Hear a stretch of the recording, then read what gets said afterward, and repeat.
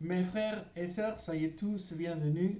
Je suis le pasteur Alfredo Gavari et nous allons méditer ensemble dans la parole du Seigneur. Je vous invite vivement à suivre ces prédications, ces études de la parole du Seigneur. Prenez votre Bible et méditons ensemble dans la parole du Seigneur. Le but de toutes ces vidéos, c'est de nous approcher de plus en plus du Seigneur, connaître sa volonté et bien sûr grandir dans la foi. Voilà notre intérêt commun à tous. Voilà. Donc je vous invite aujourd'hui dans une méditation, une espèce aussi d'étude si vous voulez, au sujet du Saint-Esprit. C'est l'œuvre du Saint-Esprit dans le croyant. Voilà. Il est vrai que dans beaucoup d'églises, ça parle du Saint-Esprit, la puissance du Saint-Esprit, mais parfois, ils prêchent à côté de la parole et pas dans la parole. Ok? Alors, ce qui nous intéresse aujourd'hui, voilà, si nous nous mettons d'accord de méditer ensemble dans la parole de Dieu, c'est pour être dans la parole et pas à côté. Voilà. Donc, je vais vous montrer donc mes notes d'études. On va faire ça un peu plus petit. Attendez. Voilà que j'arrive. Ok, juste comme ça. Ok. Voilà, je vais mettre comme ça, comme ça. Voilà. Ça suffit. Ok. Alors, nous allons faire des petites déclarations, on va dire, des déclarations de foi, tout à fait théologiques et bibliques. Et après, nous allons voir ceci par rapport à la parole du Seigneur pour voir si on se trompe ou non. Voilà. Alors, le Saint-Esprit habite dans nos vies. Amen. Le Saint-Esprit habite dans nos vies. Gloire au Seigneur. Je me rappelle, il y a bien longtemps déjà, dans une église où j'enseignais la théologie, et une sœur qui faisait les études bibliques avec nous était un peu tristounette. Voilà. Alors je m'adresse à elle, je lui dis, excusez-moi, est-ce qu'il y a quelque chose qui ne va pas? Pourquoi est-ce que vous avez l'air si triste? Alors elle me dit, ben, je ne comprends pas, je me sens un peu triste parce que il y a eu quelques commentaires à mon sujet et je me sens mal à l'aise. Voilà, je croyais que l'église, les frères, la parole, c'était autre chose. Alors dites-moi, pour voir de quoi il s'agit. Et cette sœur me dit, voilà, vous savez, moi je ne parle pas en langue comme les autres. Ah bon? Et qu'est-ce qu'il y a de mal? Ils m'ont dit que je n'ai pas le Saint-Esprit puisque je ne parle pas en langue. Alors je restais la bouche bée et moi je lui ai dit à la sœur, mais qui a été capable de dire une hérésie pareille? Parce qu'on ne peut pas qualifier ceci que de hérésie. C'est une grave hérésie que de dire qu'un croyant n'est pas habité par le Saint-Esprit. Qu'il parle en langue ou non, qu'il ait des dons spirituels ou non, il est habité par Dieu. Il est habité par Dieu. Et quand on dit il est habité par Dieu, on ne peut pas mettre Dieu en morceaux. Si bien nous, dans l'étude théologique, on est capable de discerner que Dieu, dans la personne, enfin, dans Dieu, on va dire, Dieu est Père, Fils et Saint-Esprit. Ok? Alors, on ne peut pas diviser Dieu en morceaux et dire, voilà, tu as reçu le Père ou tu as reçu Jésus-Christ, maintenant il te reste à recevoir le Saint-Esprit. Ça serait une hérésie insupportable. Voilà. Elle n'est pas soutenable, même pas avec la parole du Seigneur, ça ne se tient pas debout. Hein? Voilà. Quand on fait les études en théologie, on est capable de se rendre compte que Dieu se manifeste en trois personnes, le Père, le Fils et le Saint-Esprit. Dieu est un. Hein? Dieu est un. Depuis l'Ancien Testament, Dieu nous dit, écoute Israël, ton Dieu, ton Seigneur, il est un. Ok? Si vous écoutez ceci en langue hébraïque, on va entendre Shema Israël, Adonai Eloheinu, Adonai Echad. D'accord? Le mot Echad, c'est l'unité, mais ce n'est pas une unité simple comme un arbre, comme une voiture. Ce n'est pas une unité simple. Le mot Echad, c'est toujours une unité composée. Voilà. Par exemple, une famille, c'est au singulier, une famille, mais on comprend que dans la famille, il y a plusieurs membres, c'est une unité plurielle. Voilà.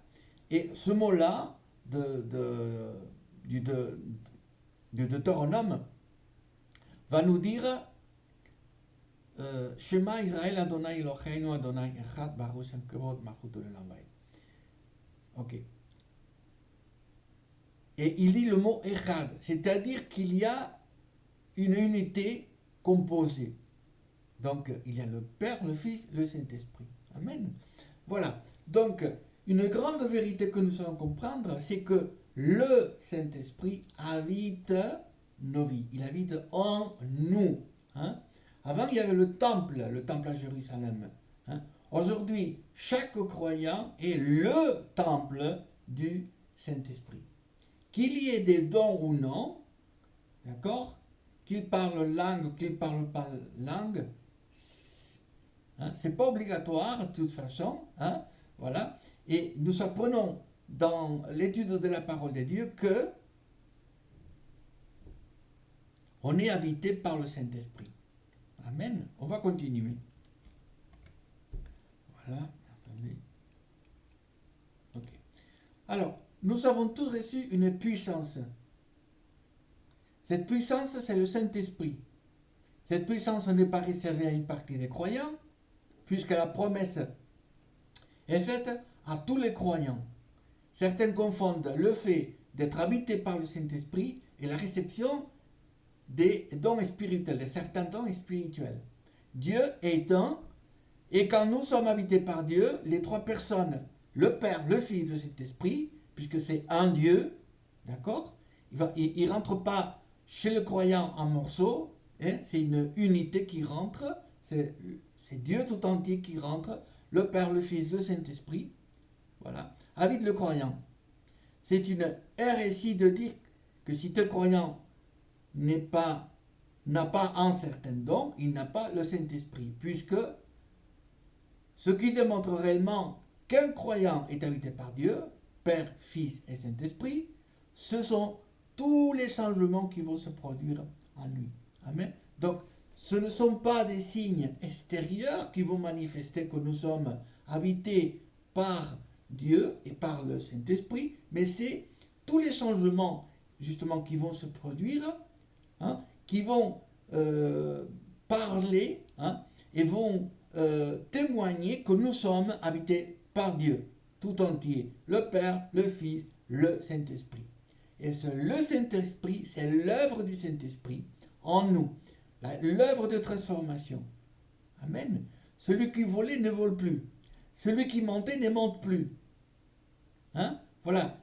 Celui qui faisait des choses mauvaises, il s'éloigne complètement de tout ça et il va dans le droit chemin. C'est l'œuvre du Saint-Esprit. Amen. Ce n'est pas l'œuvre le fait de parler en langue ou d'avoir des dons spirituels. Non. Hein? C'est l'œuvre du Saint-Esprit dans nos vies. Amen. Nous allons prouver ceci par la parole de Dieu. Acte en verset 8. vous recevrez une puissance, le Saint-Esprit survenant sur vous, et vous serez mes témoins à Jérusalem, dans toute la Judée, dans la Samarie et jusqu'aux extrémités de la terre. Alors, réception du Saint-Esprit, et après, qu'est-ce qu'il y a? On est témoin de Jésus. On devient témoin. Donc, c'est l'œuvre du Saint-Esprit. Amen. Le mot témoin, c'est du mot martyria, d'accord, qui veut dire, alors, à partir du mot martyria, on a en français le mot martyr, d'accord. Vous serez tous mes témoins, c'est-à-dire vous serez tous des martyrs, c'est-à-dire tous qui vont souffrir pour l'évangile. Certains, c'est vrai qu'ils prêchent un évangile où tout est des couleurs roses, où tout va bien, où il n'y a que de bénédictions, et tout le monde dit gloire à Dieu, alléluia. Hein?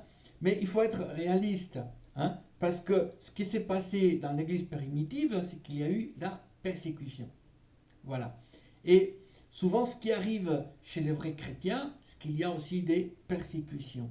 Voilà. Alors, je ne veux pas dire qu'il n'y a pas de bénédiction, tout au contraire. Voilà. Je ne veux pas en aucun cas vous présenter un tableau noir en vous disant il faut faire attention à se convertir, tout au contraire. Hein. Si vous vous convertissez au Seigneur, si vous donnez votre cœur au Seigneur, ce sera la chose la plus merveilleuse que vous pourriez faire dans toute votre vie. Amen. Mais ne vous attendez pas à que on sonne des trompettes derrière à vous. Ne vous attendez pas des applaudissements parce que les choses, vous allez voir, peuvent se tourner. Hein? C'est-à-dire que les gens vont vous faire face puisque vous allez être un témoin de la parole du Seigneur et les autres, c'est-à-dire votre entourage, ne sera pas tout à fait content. Hein? Voilà souvent ce qui se passe. Voilà. On va continuer à lire. Pierre leur dit, répentez-vous et que chacun de vous soit baptisé au nom de Jésus-Christ pour le pardon de vos péchés. Et vous recevrez le don du Saint-Esprit. Car la promesse est pour vous, pour vos enfants et pour tous ceux qui sont au loin, et en aussi grand nombre que le Seigneur notre Dieu les appellera. Actes chapitre 2, versets 38 et 39. Voilà. Il y a la repentance. Ça, c'est aussi l'œuvre du Saint-Esprit. Hein? Voilà. Le don du Saint-Esprit, c'est la promesse, d'accord? Et cette promesse, c'est pour vous, pour vos enfants, et pour tous ceux, pour tous ceux qui sont au loin, d'accord? Ceux qui sont appelés de la part de Dieu. Aujourd'hui, vous êtes appelés, hein, à recevoir cette bonne parole. Après,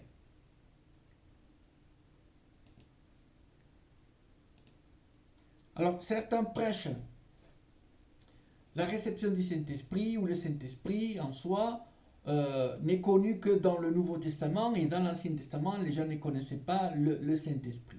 Hein? C'est vrai que la révélation au sujet du Saint-Esprit, ça a été une révélation progressive, hein? On est d'accord là-dessus, mais on ne peut pas nier les faits qui sont montrés dans la parole du Seigneur.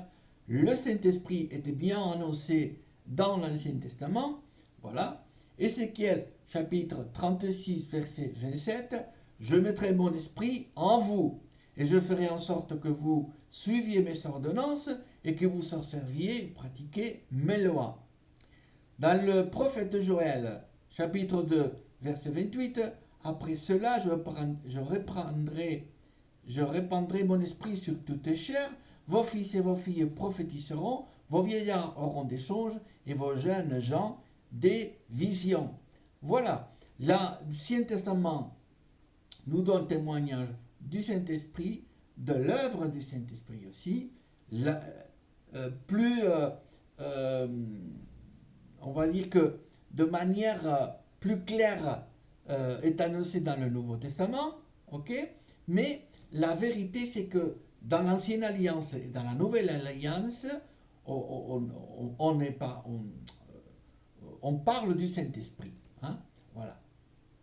C'est comme parler de la grâce. Certains disent que la grâce n'existait pas dans l'Ancien Testament. Ils se trompent carrément parce qu'on trouve la grâce justement dans l'Ancien Testament. Voilà. Alors, on va dire ceci. Alors, c'est une promesse qui se trouve déjà dans l'Ancien Testament qui provoque chez les croyants de nombreuses transformations. Et nous allons parler justement de ces transformations. Voilà. Alors, le Saint-Esprit provoque ces changements dans le croyant. Voilà. Alors, si nous sommes habités par le Saint-Esprit, il doit se passer quelque chose en nous. Hein? En dehors des dons que l'on peut recevoir, des dons spirituels, il doit se passer des choses. Hein? Nous allons voir ceci. Le premier point que nous allons voir, c'est la nouvelle naissance. Hein? Ça, c'est formidable. La première des choses qui arrivent aux nouveaux croyants, c'est la nouvelle naissance. Sous-entendu, cette nouvelle naissance implique la mort de la vieille nature. Le croyant se développe et grandit à mesure, grandit à mesure dans, qu'est-ce que j'ai mis là? Le croyant se développe et grandit à mesure. Attendez, parce qu'il me manque ceci. Voilà, j'avais oublié ceci. Je m'excuse. Qu'il avance, donc qu'il avance dans le chemin de la foi. Hein? Voilà, parfois quand je prends mes notes, je crois que j'ai tout mis. Voilà. Ok? Le croyant se développe et grandit à mesure qu'il avance dans le chemin de la foi. Hein? Voilà. On a des textes pour prouver ceci justement. Jean, chapitre 1er, versets 12 et 13, nous dit « Mais tous ceux qui l'ont reçu, à ceux qui croient en son nom, il a donné, c'est-à-dire la parole, hein, le pouvoir de devenir enfants de Dieu, lesquels sont nés non du sang, ni de la volonté de la chair, ni de la volonté de l'homme, mais de Dieu. » C'est la nouvelle naissance. Quand on connaît Dieu, quand on a Jésus dans notre vie, hein, on dit « Oui, Jésus, je vais te suivre. » Il y a le Père, le Fils, le Saint-Esprit qui sont en nous et il y a des choses qui vont se passer. La première, c'est la nouvelle naissance. Amen. Jean chapitre 3 et verset 3, Jésus lui répondit, ça c'est à Nicodème, en vérité, je te dis, si un homme ne naît de nouveau, il ne peut voir le royaume des dieux. Ça nous parle aussi de la nouvelle naissance. Et pour finir, premier épître de Jean, chapitre 5, verset 1er, quiconque croit que Jésus est le Christ est né de Dieu. Et quiconque aime celui qui l'a engendré, aime aussi celui qui est né de lui. Amen. Nous sommes donc nés du Christ, nés des dieux. Amen. Et ces trois versets nous parlent justement de cette nouvelle naissance. Il n'est pas possible, on ne peut pas concevoir un chrétien, un soi-disant chrétien, un soi-disant croyant, d'accord, qui aurait des dons spirituels, d'accord, on les voit à l'église, on l'entend même, hein, parloter un peu en langue, tout ça, ok, et ça y est. Hein? S'il n'y a pas la nouvelle naissance, hein, on ne peut pas dire que c'est quelqu'un qui est né de nouveau. Hein? Il faut la nouvelle naissance. Pour cela, il y a beaucoup de changements. Amen. Le deuxième point, c'est la régénération spirituelle. Le mot régénération veut dire rendre quelque chose à son état premier. Alors, la génération spirituelle consiste à rendre le croyant à son état spirituel premier. Avant de connaître le Seigneur, on était dans cette situation de chute spirituelle. D'accord? on était perdu dans nos péchés, dans nos passions et tout ça. Hein? Et on était prisonniers par le péché. Les chaînes du péché nous tenaient esclaves. Hein? La régénération spirituelle, c'est justement où tous les liens spirituels ont été brisés, on est devenu libre, d'accord, et en plus, on a récupéré notre nature, notre première nature spirituelle.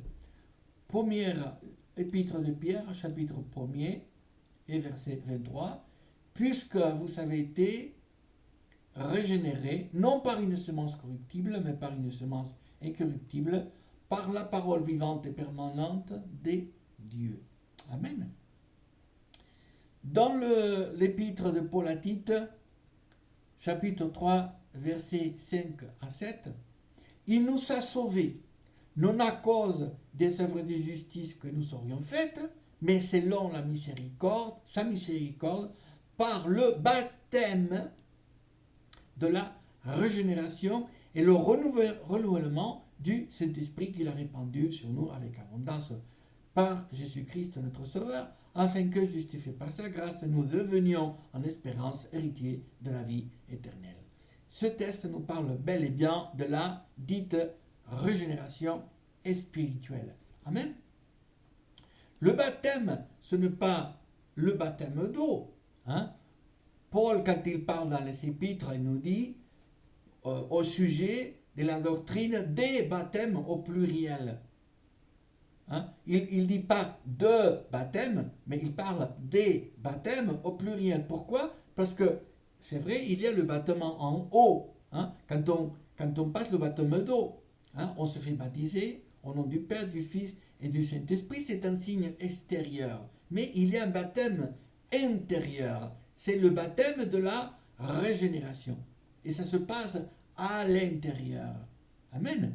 Et après, le troisième point, c'est la nouvelle vie. C'est évident. Hein?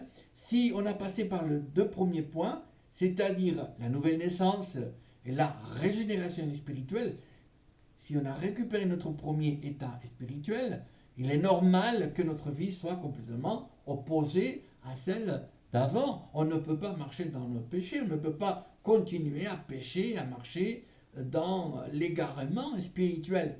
Hein? On ne peut pas rester dans l'aveuglement spirituel puisque nous avons reçu la lumière du Saint-Esprit dans nos vies. On voit clair et net. Ok?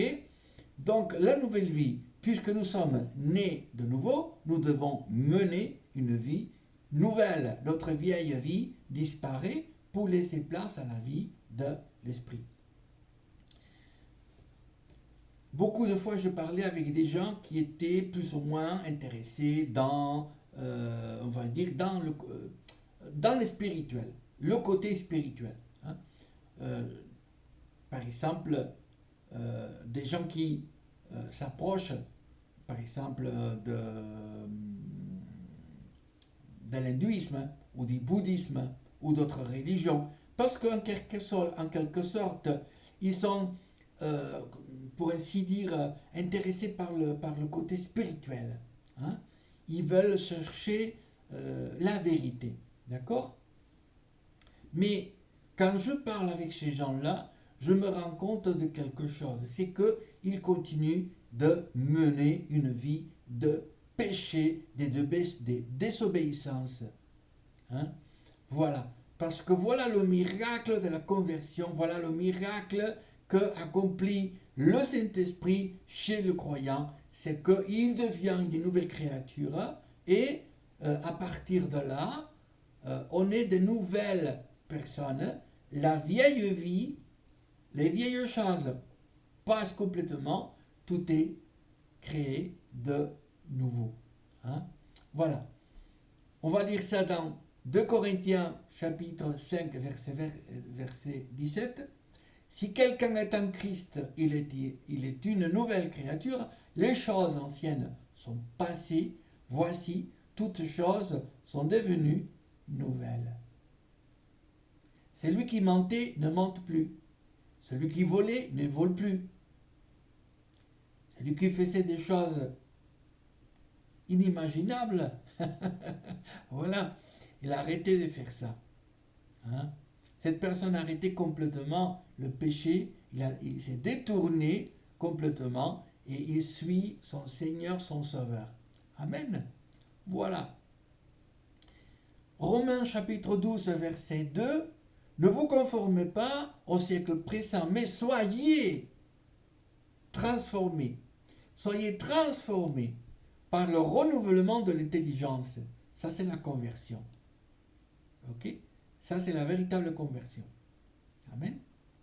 La même expression, repentance, renouvellement de l'intelligence, dans le Nouveau Testament, dans la version en grec, puisque c'est l'original, on va voir que c'est exactement le même mot.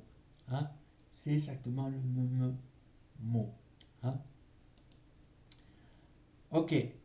Afin que vous discerniez quelle est la volonté des dieux, ce qui est bon, agréable et parfait. Hein? Donc il y a quand même une belle œuvre du Saint-Esprit dans nos vies. Amen. Que toute la gloire soit pour notre Seigneur et Sauveur Jésus-Christ. Il y a bel et bien l'œuvre du Saint-Esprit. Amen. On va rester là. On a parlé simplement, ok. On a évoqué les textes, on va dire les plus importants. On aurait pu en mettre une dizaine d'autres, mais je pense que c'était assez, hein, ce test justement pour démontrer cette œuvre qui fait le Saint-Esprit en nous. On est content d'appartenir au Seigneur, n'est-ce pas? Alors on doit s'efforcer chaque jour, n'est-ce pas, d'avancer et de grandir dans le Seigneur. Je vous remercie beaucoup de m'avoir écouté, je pense et j'espère bien que ces quelques réflexions vous aideront aussi à grandir dans le Seigneur. Que le Seigneur vous bénisse abondamment et on se retrouve dans une prochaine vidéo. Amen.